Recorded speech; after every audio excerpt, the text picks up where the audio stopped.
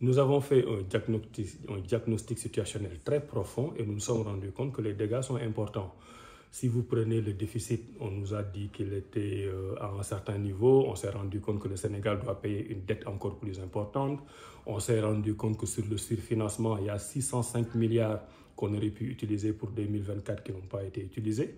C'est cela qui explique qu'on ait eu recours à l'eurobond. Il y a beaucoup d'argent sur les exonérations fiscales indues qu'on n'aurait jamais dû donner. Il y a eu beaucoup de problèmes sur les offres spontanées qui ne sont pas comptabilisées dans la dette officielle.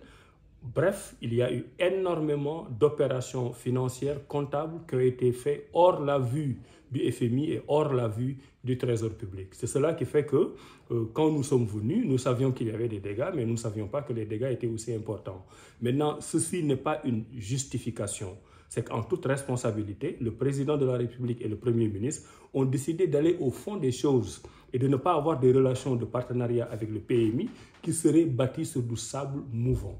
Nous avons opté pour ne pas aller prendre l'argent de cette institution financière internationale, faire un diagnostic sans complaisance et maintenant impulser de nouvelles politiques publiques avec le référentiel que nous allons vous présenter le 7 octobre. Donc il était important en termes de transparence, de sincérité et de vérité que les Sénégalais sachent l'état actuel de la situation économique du pays et sur la base de cet état actuel, nous allons impulser des politiques publiques qui nous permettront de répondre à leurs besoins.